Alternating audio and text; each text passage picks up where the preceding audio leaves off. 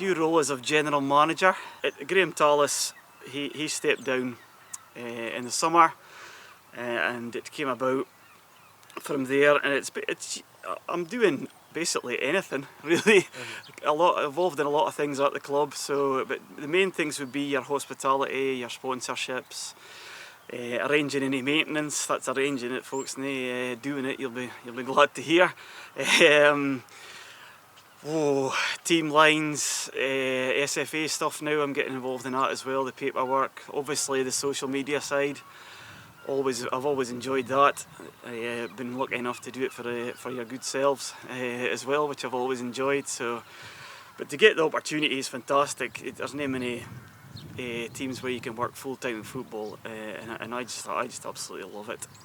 I absolutely love being involved full time. So I worked mainly in employability before, quite a number of years in that, and while I enjoyed that, some aspects of that, to work for a football team absolutely is my dream.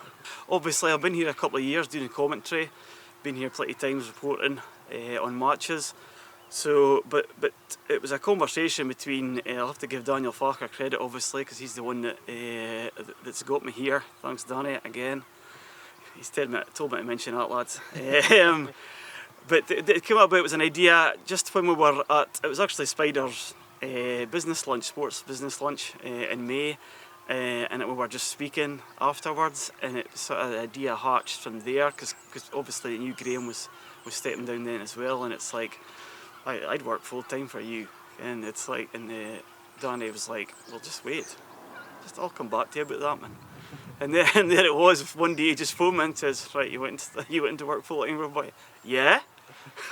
Wasn't a difficult choice. Well, I'd like to, obviously we need to generate income. We've got a lot of volunteers, we've got a lot of fantastic volunteers here at Buckie Thistle. They're just a great bunch. It's one of the reasons why I've enjoyed my time so much here, and it's so coordinating it, all of them, and putting it all together. I guess is having somebody here all the time. Works quite well, I think. But I'd like to be, get set up opportunities where we can raise income, because it's all, obviously, the club needs money to run, as every other Highland League club does. So it's getting those opportunities going. Community links, I'd like to make more of those. I've got an idea about doing, like the football memory stuff, perhaps. Getting involved in the mental health groups, that type of thing, I think would be a really good thing to do. So community definitely is a big part of it, I would say, and yeah, sponsors, the young part of the club, the young side of the club, so you're under 18s, 16s, 14s, and I've spoken to some of them, so I'd like to get stronger links with those as well, because I think that's where you shoot your future. I tell you, that's been a big eye-opener for me. The amount of work that goes in behind the scenes is unbelievable.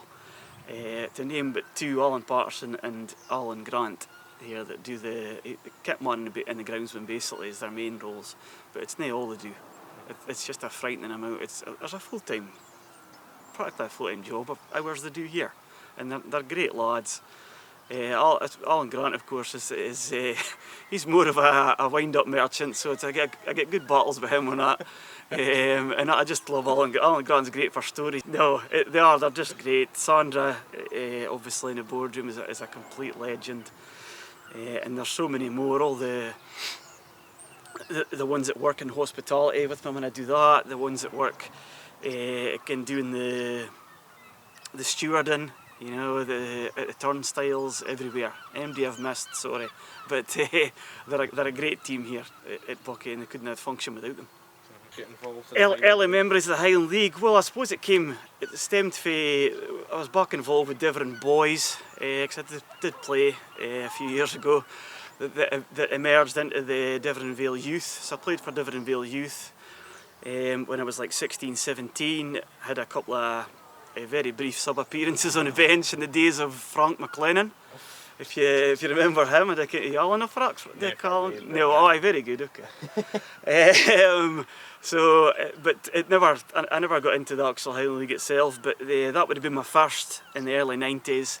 And then first sort of Vale teams obviously went back and forth, but first real memories, John Hewitt came and played for the Vale, and the Vale won their first 6 games of the Highland League season. 95, 96-ish sort of time, and it was fantastic. Finally ended up at Ross County. I think it was a 4-2 defeat, but it was great because obviously John Hewitt, big Aberdeen fan myself, and having him at Vale, it was like, wow, this is ace. So that's where I guess I started column, and I've been a follower ever since, really. And it came on to obviously the reporting, which I started up with Stephen Ratray back in when he had Highland League.net, and then it went on to OET after that, which I still do some stuff with, and I absolutely love doing that. It's a great league. It's the banter's fantastic. See, when I'm commentating, when I do the stream, the opposition board are in front of me. You've seen it, Colin. It's great crack. It really is. And I like to think I'm quite as fair as possible. I've seen it on my match reports that I've been doing since I got here. It's better to be fair to both sides, obviously, and rightly so. Ken Forrest were here in Glasgow and played really well first half, and Spider said so after the game. So it's important, I think, to be fair, and the Highland League's just a great big family. It's magic. You can go to all these grounds and then they come here, so it works both ways, and you get to know some great folk. You really do. There's some real legends, as you know.